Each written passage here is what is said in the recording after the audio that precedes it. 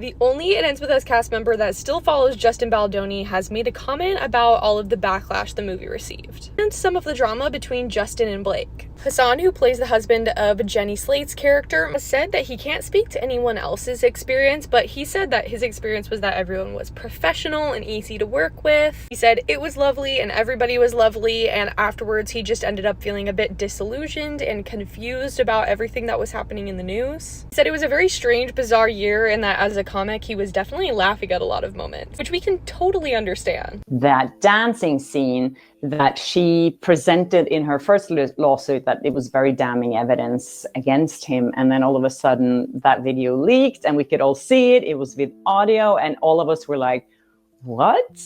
That doesn't sound like what you were describing in your first lawsuit. And now they kind of changed it. How does that make them look? Yeah, it doesn't make them look good. And if you look at the way that they changed it, really what they did is they said, well, yes, all of that happened, but when Baldoni was in that scene dancing, he wasn't in character. And she was being forced to act as though she loved him, which is, in my mind, just acting. And so rather than saying that these horrible things happened, now they're saying, well, no, yeah, but she didn't want that, and he wasn't really in character, and it wasn't within the context of what it should have been. So they're trying to skew it kind of a different way. So it kind of makes them look like they're trying to take that video, now that it's out, and kind of spin it in a different direction. There's depositions, and she would have a videotape deposition, and we think that that would be horrible for her to actually appear for a videotape deposition in this case, meaning she has to hopefully resolve this case before then. But what you're trying to do from a strategy standpoint is to solidify this lie from Baldoni's viewpoint that Blake Lively made. And she lied in their minds about what occurred during that dancing scene because she wasn't aware that there was audio. So I would take the position, if I was representing Baldoni, that she lied. And if she lied, I just want to firm that lie up. I want to firm that lie up in deposition, and I want to firm it up multiple times in deposition in different ways. I want to firm it up when she's at taking the stand at trial. I want to impeach her with what she said in her deposition. If she contradicts that, I also want to impeach her with the actual audio. And then in closing argument, I want to be able to tell the jury that the judge is going to tell them that if they find out any of the witnesses in this case, including the parties, including Blake Lively, if they find that she just was dishonest and lied on one single point of evidence in this case, in her testimony, the jury instruction says that they are allowed to discount her entire testimony. In other words, her testimony won't even count. And that is that's a harsh reality, because if the jury chooses not to listen to anything she has to say, she's the best witness in this case. Everything she's saying in her amended complaint is really from her. There's not a whole lot of documentary evidence we've seen to support the claims that are made in her complaint, like you see with Justin Baldoni's complaint, where there's extensive documentary evidence backing it up. So her testimony is super important in this case. And if you can show the jury that she's lied, juries don't like liars. Trials are about credibility. Trials are about the truth, and juries want the truth. And if you lie to them, they will hold it against you.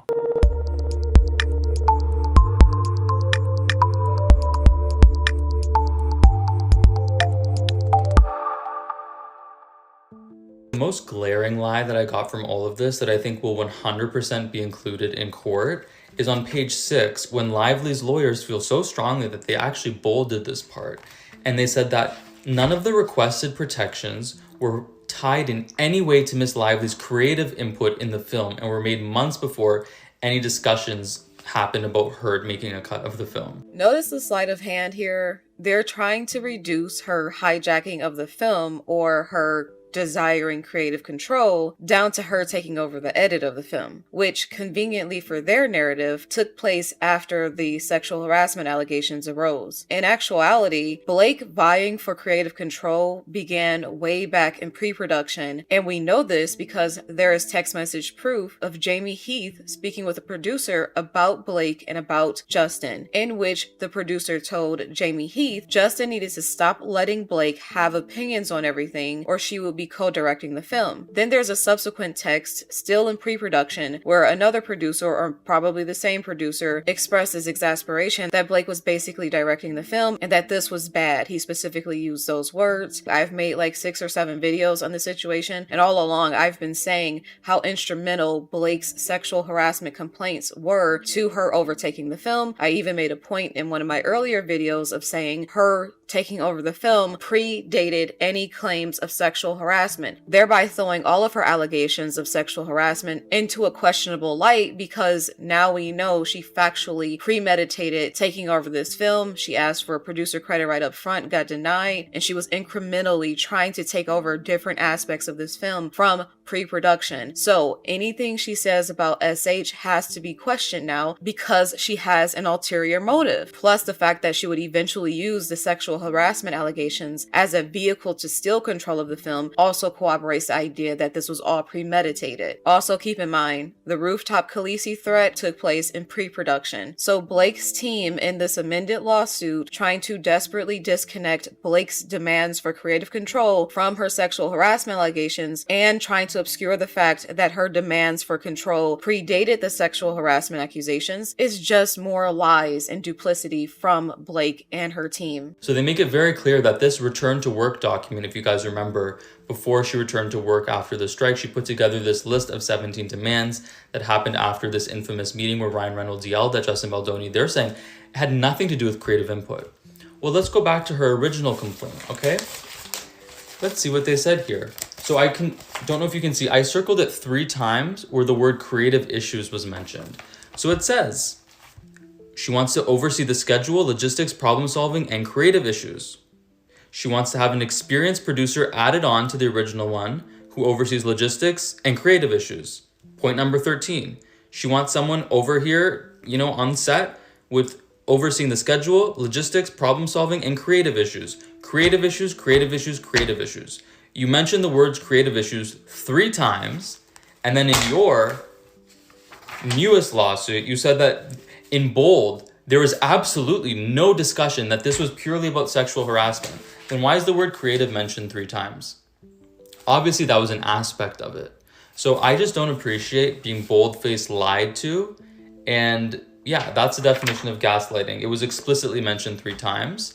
And I think that is a huge mistake on the part of her legal team to say something that's just so explicitly false. So in other words, the stipulations that were needed to be met for her to return to work were not just about sexual harassment, they were also about creative issues, because that's what was literally written in the document from your own lawsuit. Even if Blake didn't specifically include creative issues in her 17 demands list, even though she literally did, that does not disprove that the ultimate purpose of the protections to return to work document was having it to leverage later on set to extort them and hijack the movie. It was the ultimate form of leverage, and she knew that. So just because she didn't spell out or openly allude to her secret extortionary motives in that document doesn't mean those extortionary motives did not exist, that they weren't premeditated from the very beginning, and that they didn't eventually come to fruition with her hijacking the entire film. I will say it again and again and again. I don't care how repetitive it is. The sexual harassment complaints were a pretext for her extortion of this production company to steal their intellectual property. But I guess at this point, I shouldn't be surprised that Lively's legal team so explicitly lies about things that we have in writing, because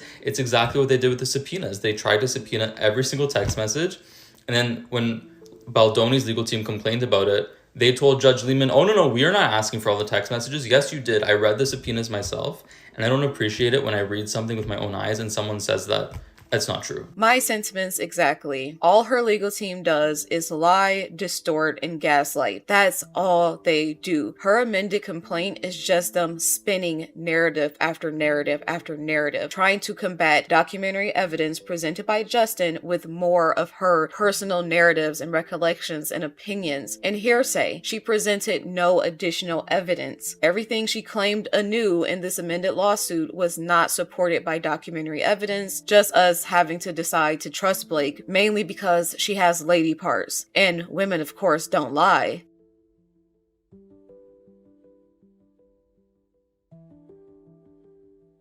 On February 16th, Baldoni's lawyers filed their own reply to Lively's lawyers, and this, I think, is very important. In their reply, they actually quoted what the subpoenas demanded. And according to Baldoni's lawyers, the subpoenas demand all documents concerning ingoing and ongoing calls or text messages related to basically the phone number owned by the person, including but not limited to call logs, text logs, data logs, and cell site location information. So everything I just said about Lively's lawyers specifying that this is limited to information about communications between 15 individuals basically is out the window. This is way, way more broad than that based on the language that's actually on the subpoena. And that's not a proper discovery request, in my opinion. Also, where it says that they're requesting all documents, that means that they're not just requesting phone logs or data logs. That means literally all of the documents that these phone companies have related to these phone numbers. So to me, the part that really gets Lively's lawyers into trouble here is this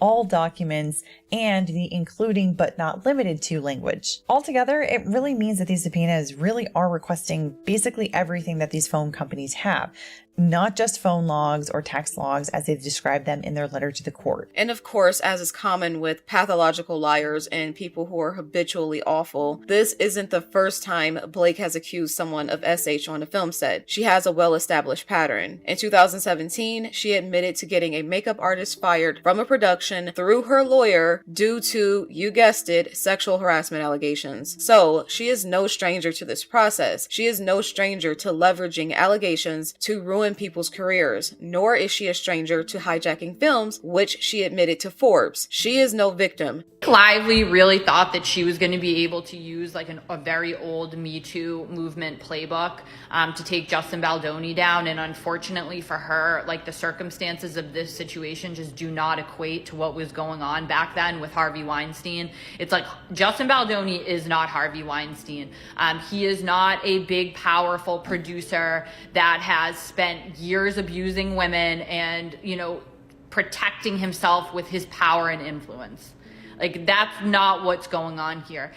When you consider all of the players in this, Justin Baldoni has the least amount of star power. So to insinuate that during the filming of this movie that everybody was like so scared of him on set and like couldn't talk to him, like she's literally saying like people were scared to talk. I was even scared to talk to him. Really? Because it seems like you bulldozed the entire production of this film. And even after bullying the absolute shit out of him, he was still scared to speak up about it. And he was like willing to take all of this to the grave. As suspected, Blake and her team of bad faith actors waited until the last possible second to upload the amended complaint, which just seems incredibly unprofessional and gimmicky. I just don't understand what they're trying to do at this point. They have truly lost any and all credibility they had left. And of course, once the lawsuit dropped, it turned out to be the nothing burger we all expected it to be. Since it was already clear, Blake had played her best hand in the CRD complaint and the New York Times collaboration. That was her big comeback PR move, and she thought it was all she would need to do. She didn't intend to file this lawsuit, and it did work momentarily, that is, until Justin came through and whacked her with the facts in a lawsuit against the New York Times, thereby forcing her to actually file her original lawsuit in New York on the exact same day Justin filed his. And honestly, Justin and crew continue to deliver to that end. I'm positive Justin and his team will present new facts contrary to the things Blake has claimed in this new amended complaint and put them all into perspective for us yet again. Until that time, here's just a few points I think is necessary to make. I just wish her deluded defenders could see this as well. Blake is using these allusions to other women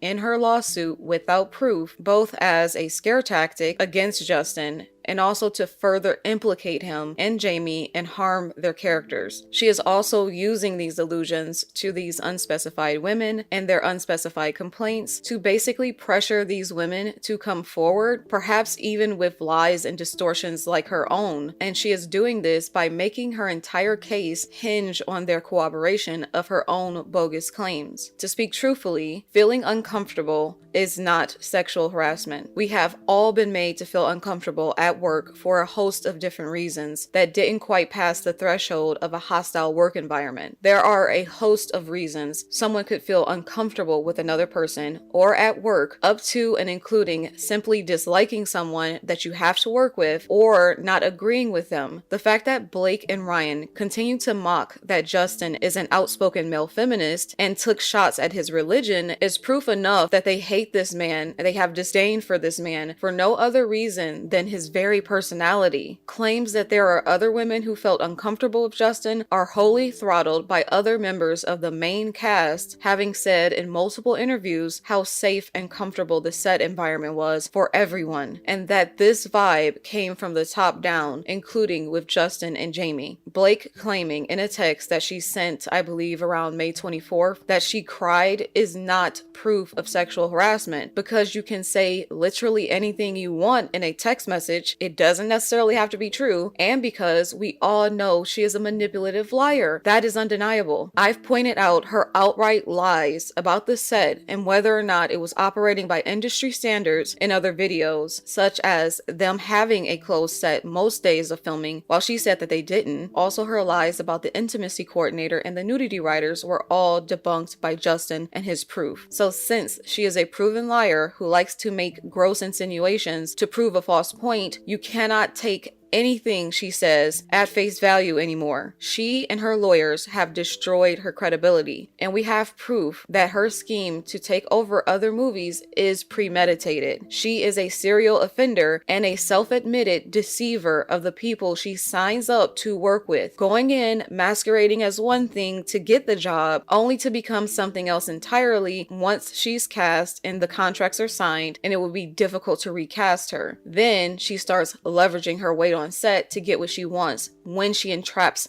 these businesses. That is more sinister than people realize, and her admitting to it shows a level of arrogance and a reckless disregard for morality that I can't even begin to fathom or explain. Therefore, due to everything I just said, any complaints of sexual harassment she leveled on this particular set could very easily be and were a part of her admitted serial on-set manipulation schemes, since her supposed complaints of harassment would later become integral to her leveraging her weight on this particular set in order to get what she wanted for every stage of this production. From pre-production with the writing and the wardrobe to editing to the marketing, she got her way with all of it due to these complaints. The sexual harassment complaints were a means to an end. She did not just happen to coincidentally also experience sexual harassment on a set where she was admittedly trying to deceive others about her intentions in taking this movie, just like she did in other movies. The sexual harassment was part and parcel of that very scheme. It was a critical part of it. Also, just ask yourself, why wouldn't Blake include proof of this particular text message from May 24th where she claimed she spoke to someone about the sexual harassment and referenced herself crying, which is about as unreliable a form of evidence as someone could present. Oh, look at this text message where I told someone I was crying about my on-set issues. I'm not manipulative at all. See, I was really sad because I said I was sad in this text. Need I remind you, Blake is not above seeding fake evidence of sexual harassment, since we know she created a duplicitous protections to return to work document full of false insinuations to entrap Justin and make it appear that he admitted guilt, with the aim of presenting this document later if she ever needed to defend her hijacking of the movie. That document, which she forced them to sign and would not allow them to negotiate or correct, is the biggest proof of extortion and proof of her seeding fake evidence of sexual harassment throughout this case, and I explained why in my last video. Her proven duplicitous tactics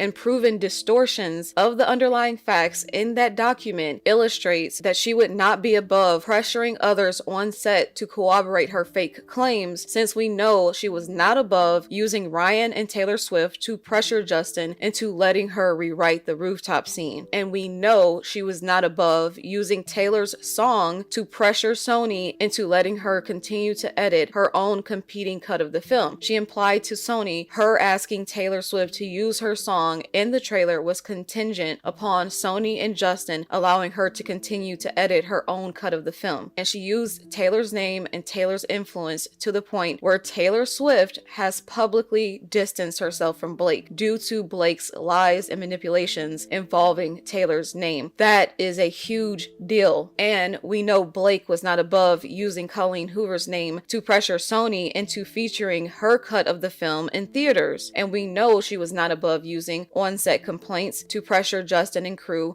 to acquiesce to her every demand at every turn. She was not above using those on-set complaints to leverage the entire cast against Justin during marketing to make it appear he was problematic in order to superficially bolster her position. I also broke down how she deceived and bought the loyalty of these very cast members to make them shun Justin in my last video, with her paying for their travel and inviting them here and there, and also just being really manipulative and physically overbearing with them in interviews, pretending she was the director of this film, basically. So there is positively no reason to believe she is not also pressuring other female cast members to come forward, and there's no reason to believe she didn't pressure them in May to fake complaints against Justin to bolster her own claims. Around May is the time Blake started to flip on Justin because she wasn't getting her way on set. And we have proof positive of the lengths Blake and Ryan are willing to go to in order to get their way in all aspects of this film. Look at the very statement they tried to make Justin and Wayfair release once Blake's downfall commenced online, and this was before they had any text messages from Stephanie Jones to concoct this smear campaign allegation. Even at that time, they were blaming Justin for Blake's downfall for the simple fact that Justin was promoting the film appropriately and Blake wasn't. So there is nothing they won't take and turn into a win for Blake and a way to tarnish Justin. And they also employed similar measures against Justin before filming even began, with that rooftop scene and that Khaleesi threat. They are both ruthlessly calculating and diabolical, and this cannot be denied. Anyone still defending Blake or Ryan is completely deluded. Furthermore, even if two other female cast members did make complaints, we still have no idea what those complaints entailed, or least of all, what the very nature of those complaints were. Based on Blake's proven distortions, the complaints of the other female cast members, if they even exist, could have been them merely saying they had issues with scheduling or COVID protocols, or other members of the crew, not Justin and Jamie, or anything of a more innocuous nature, but Blake is using these complaints as vaguely as possible to help bolster her own salacious claims by pretending those complaints were also sexual in nature.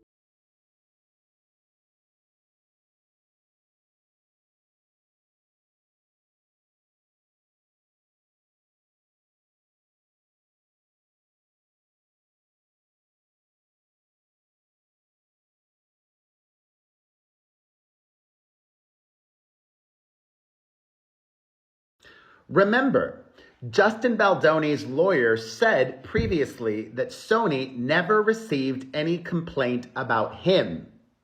And that is true. However, according to The Hollywood Reporter, Jenny Slate did file a complaint about his producing partner, Jamie Heath.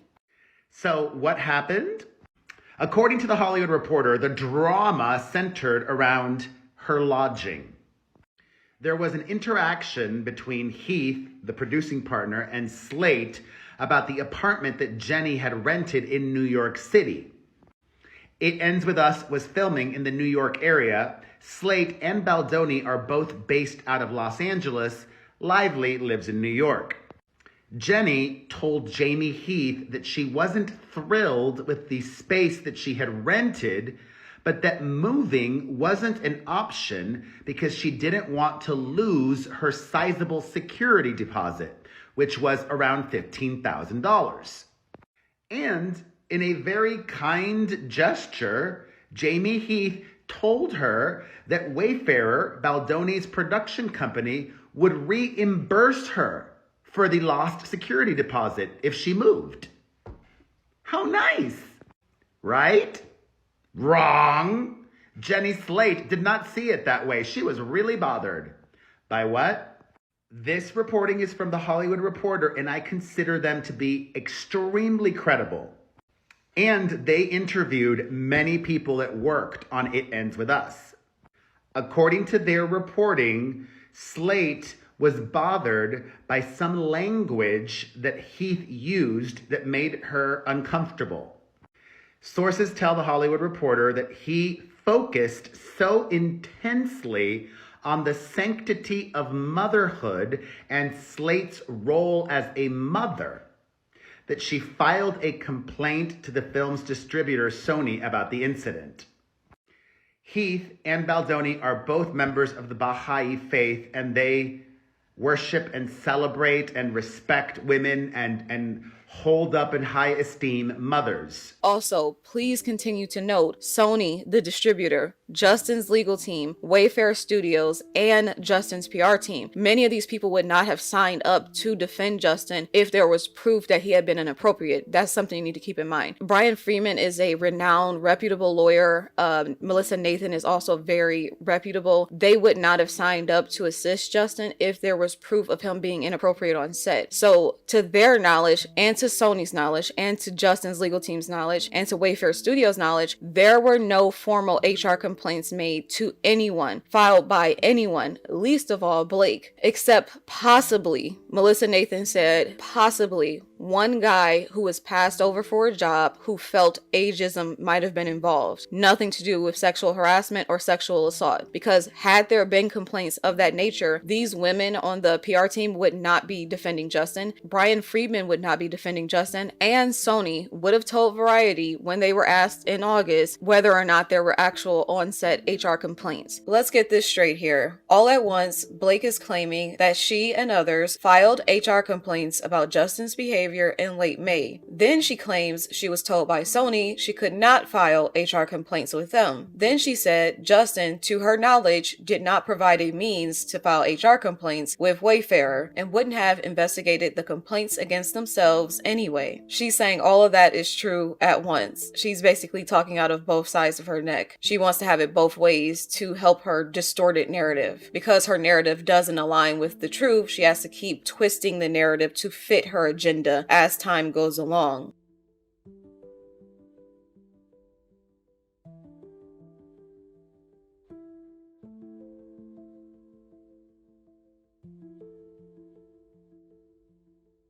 Something I think people are still missing, especially Blake supporters, is how insanely inconsistent Blake's allegations were. So much so that Justin and his team could not keep up with them and were blindsided by many of them after filming ended. People still don't seem to get that Blake kept adding on allegations as time went on, meaning months passed and Justin was hit with new violations he had no idea he had committed, because after filming ended, Blake basically decided to retroactively weaponize their entire friendship against him, despite originally telling him he was safe with her, he didn't have to watch his language around her, and essentially that he could confide in her. That is in a text message. So it would be the equivalent of you meeting someone and becoming close friends with them, and then they invite you on their private plane and into their home and invite you to be around their family, and they make jokes about their asshole and suppositories, and hey, their husband is making jokes with you about his taint. We're all good here, right? We're all safe. And they're making jokes about their own weight, and they seem perfectly okay and content with you all along, and they tell you specifically that it's safe for you to confide in them and to not have to watch your language around them. And then long after your work with that person is complete and the job is over, they file a sexual harassment lawsuit against you in conjunction with a New York Times hit piece, suddenly weaponizing innocuous things you all mutually discussed together during your time working together. And suddenly they add on many distortions and lies and even misquotes, painting you as being predatory and inappropriate in ways that they never raised while they were on set. That is insane and cannot be allowed to stand. We cannot allow women to do this to men, especially not men who make an effort to be conscientious about the way they deal with women. I could see her doing this to a man who was like an asshole or a guy's guy, but she's doing this to a male feminist, someone that is very earnest and very conscious and conscientious about protecting women and believing women. If she can do this to him, she can do it to anybody. There should not be a single male defending Blake Lively in this situation. During that strike break, she was not focusing on how sexually harassed she was. She was repeatedly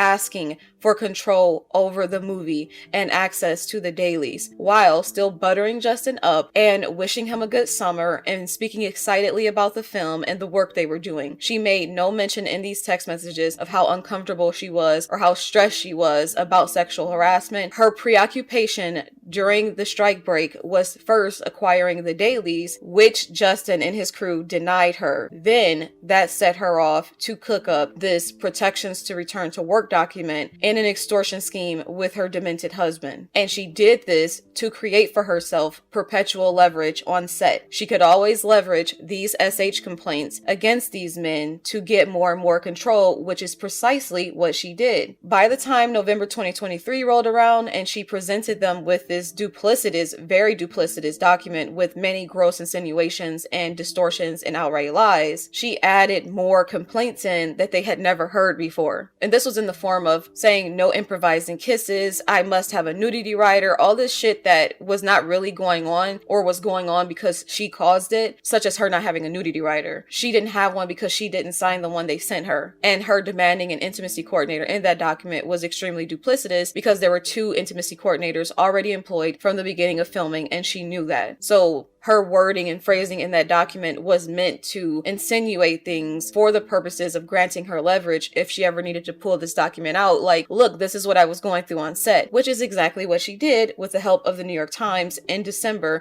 2024. Please note, it was not until her CRD complaint, long after filming wrapped and after they signed the protections to return to work document in November 2023, in her CRD complaint, she added in far more salacious allegations that added up to 30 instead of 17 provisions, which included things about improvised kissing, him biting her lip, him speaking to her out of character, and him speaking to her about porn and orgasms, and speaking to her about a time he was sexually abused by an ex-partner, which is what inspired his wanting to do the film. She was basically weaponizing their entire relationship against him after telling him he was safe with her, meaning he could confide in her. And she was doing this after engaging in these conversations as a mutual participant herself. So she would say something personal, Justin would say something personal in response, and then she would later weaponize his response against him. So she's extremely hypocritical in applying double standards to her behavior versus Justin's throughout this entire timeline. That is entrapment. It was premeditated and it is extremely deceptive. Justin did not hear most of his accusations until she blasted them to the public with the help of the New York Times. He did not hear any of those extra, more serious complaints until after the lawsuit was filed. So how could he have possibly investigated them or addressed them when she didn't give him a chance to? And even before they came out, the New York Times gave him an extremely short, impossible deadline overnight during the holiday season, and then undercut that deadline by 2 hours, basically publishing the article before he could properly address the things it entailed. And Blake did this to him in December 2024 only because she had a public downfall during the press tour of the movie. So Justin was her perfect little golden goose, her scapegoat that she had been abusing all along. So she went back to that abuse cycle of him and used him as her get out of jail free card with the public. So how can Justin possibly address her issues or believe she is even raising them in good faith when she is literally making stuff up as time goes along while also having taken over his film and squeezed him out of it? How can the man not have skepticism about her accusations? How can the man possibly not draw the logical conclusion that she is lying about sexual harassment to take over his film and had been seeding these manipulations and entrapments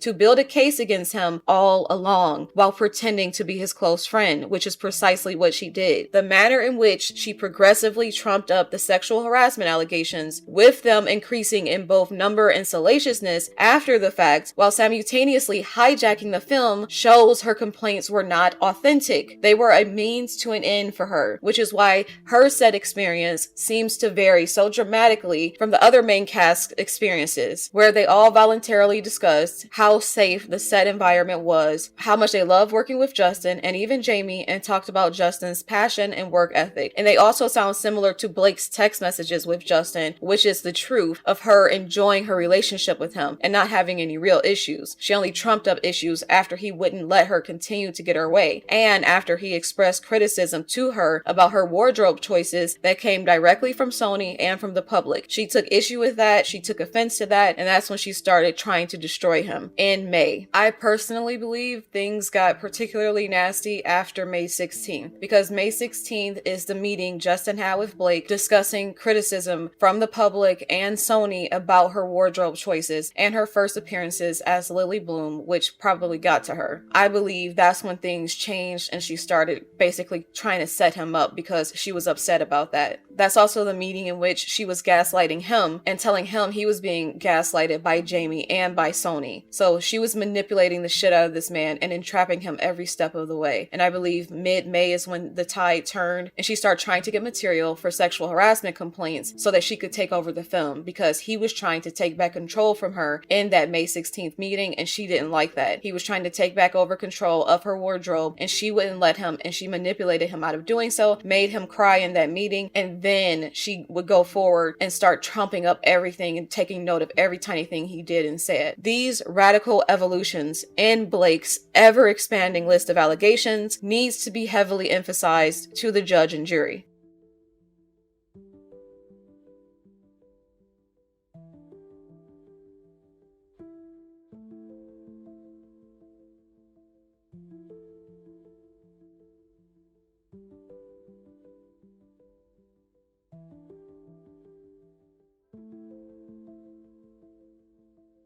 So, where is the proof of these complaints that only Blake seems to know about? Why is it that Blake has not been able to produce the proof of these complaints in 3 different legal complaints, not even redacted versions? Also, let's not forget that merely making allegations against someone, whether on set or publicly in the media, is not proof of harassment, particularly because some women do indeed use fake allegations to destroy men's lives, especially when PR is involved in high stakes like millions of dollars and movies and reputations. Amber Heard being the most prominent example, for which she lost in court. We also need to remember that mere allegations or even on-set complaints do not equate to proof of anything unseemly having actually taken place, since we know for an undeniable fact Blake always intended to weaponize the mere allegations or accusations of SH against Justin to extort him out of the movie. It's the most frustrating thing for all of us, seeing precisely what she's doing and not being able to stop her. So I know Justin's team must be infuriated by her lies and deceptions. I've been saying since my first video, the mere on-set complaints were advantageous to Blake's scheme to take over the movie, and she shamelessly used them for just that. It wasn't about her feeling uncomfortable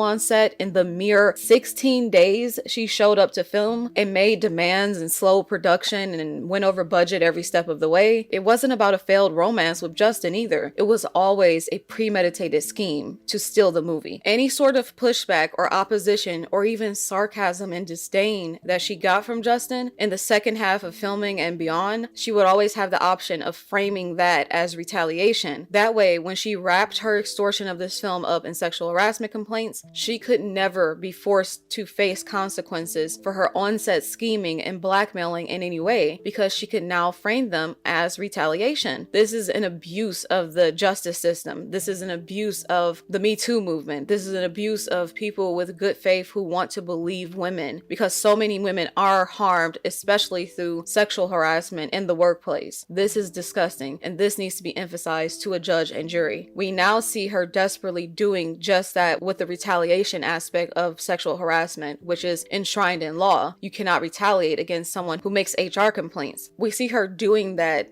in as much as claiming her self-inflicted downfall during the press run was caused by Justin just because she made on-set complaints. So basically, there is no negative thing that can happen in Blake's life beyond this movie that she won't find some convoluted way to tie back to Justin and blame him for it by claiming it is a form of retaliation against her, just like she did when he was promoting the movie in the correct way. Her and Ryan blamed him, saying he purposefully did that to make her look look bad. They are basically blackmailing him in perpetuity because of these on-set complaints. There's nothing this man can do or not do where they won't entrap him as retaliating against her in some form. Blaming that process on Justin and his team, despite there being no proof of them having had a hand in this, and after what she had already done to Justin and what she had already stolen from him, is evil beyond reckoning. I have no words. She now needs to bolster her own sexual harassment allegations by vaguely alluding to other female cast members who felt the same, except she has shown no proof of anything she has claimed with regards to these other cast members. It is simply hearsay at this point, and it is also directly contradicted by what she, Justin, Sony, and Justin's PR team have said about formal on-set complaints, that none existed. She claims these women will come forward for the discovery phase, meaning they were not comfortable enough to join her in any of these 3 complaints as plaintiffs or provide proof up front. This tells me these women don't actually exist and that this is a bluff by Blake's useless legal team to scare Justin into settling, or these women are not cooperating with Blake and her legal team, so Blake is trying to manipulate and coerce them into coming forward with lies to bolster her claims by heavily alluding to them in her complaint and making her case dependent on them, since we know she factually loves to use leverage to pressure people into doing what she wants. And it has also come down to the point where people are now claiming these women are Jenny Slate and Isabella Ferrer, who, mind you, had wonderful, glowing things to say about Justin after working with him. So it's not likely that she had real on-set complaints. She might have complained after the fact under the pressure and coercion of Blake. So mentioning women who were clearly not comfortable joining her complaint outright and simply saying they will come forward in discovery seems very dubious to me. Like Blake is buying time to pressure them and also probably threatening them behind the scenes that they will be legally forced to take part in her discovery and could even be subpoenaed. And she's probably telling them something like, if you cooperate here, then I'll protect you there. You can bet your bottom dollar that something of that nature is going on behind the scenes with this wannabe Khaleesi and her insecure, castrated husband whose voice sounds like he never hit puberty. Also, why does she never mention this text in her previous lawsuit or her CRD complaint? Now suddenly this text message exists and is very convenient, but she still refuses to provide proof of it. Meanwhile, she's attaching Justin's every text message and screenshots of mean comments from random people online. My guess is that the text doesn't actually exist, or it isn't as believable as she tries to make it out to be, or it may even be between her and someone she doesn't want to subject to discovery by including it, but she knows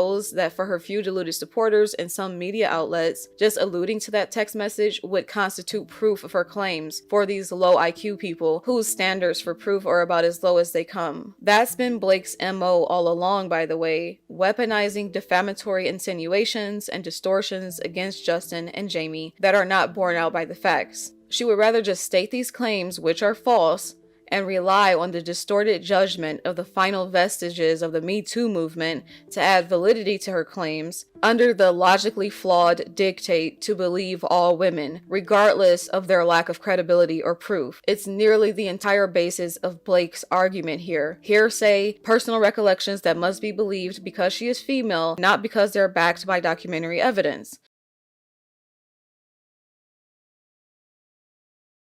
Why is it the case that only Jennifer Abel's work phone was subpoenaed and not her personal phone, not Justin and his team's phones, not Melissa Nathan's phones? In what world would only this specific phone be subpoenaed? And why wasn't Jennifer Abel or anyone on Justin's team notified about this subpoena? Shouldn't they at least have the right to be notified that their personal text messages would be used against them in litigation? Blake and her team still have not given a real explanation of the subpoena that Stephanie Jones was subjected to in order to give them those text messages, or what governing body even ordered the subpoena, since they were not involved with the courts yet, so it could have only really been through the California Department of Civil Rights or whatever. There are so many duplicitous and seemingly unlawful aspects to the collusion between Blake and her team and Stephanie Jones, who seem to invade the privacy of Justin and his team by giving their text messages to Blake in a form of revenge because Justin and his team dumped her, and because Jennifer Abel left her company. Also, Blake and her lawyers tried to make the claim that they couldn't control control, the emoji being not included in that one text message, they took majorly out of context to somehow prove Melissa Nathan and Jennifer Abel were responsible for that Daily Mail article about Blake being canceled. However, this is not about an emoji. There are so many more text messages that were omitted purposefully to paint a specific narrative, both by Blake and the New York Times. The emoji was a small factor of all of that. There are text messages that preceded the text messages with the emoji, where Melissa Nathan flat out said, "This is not me." Yet they chose to omit that, just like they omitted the emoji, because they wanted to make it seem like Melissa was claiming responsibility for this particular article, which turned out to be a complete lie. Making this about an emoji is a straw man of Justin's arguments about the omissions in those text messages. Also, it's worth noting that proof that Justin and his team were planning and plotting to defend themselves against an article where it was said Ryan had to rewrite the entire script because it was such a mess is not a smear campaign against Blake for making on-set complaints. It's moving the goalposts, since Ryan could not be included in retaliation against HR complaints, and also because it proves they were taking defensive PR measures, not offensive ones. Even her hearsay about what Steve Sarowitz may or may not have said about Gaza and Israel and how he would handle Blake and Ryan is literally said in the vein of it being a defensive measure. If Blake and Ryan do this or that, I will do this or that, even though I simply don't believe this lunacy because it's hearsay and was not even said to Blake and Ryan themselves. It's just like third-party hearsay. Even that exchange would have been done in the form of a defensive measure against Blake and Ryan smearing Steve Sarowitz and his company. Blake is desperately grasping at straws here and creating conspiracies because it's obvious they have nothing more than what they included in the original CRD complaint. This amended lawsuit was just a means for them to add more unproven allegations to smear Justin and his team and to add in more mean tweets from people to prove how hated she is. Yes, you are hated because you are a massive cunt.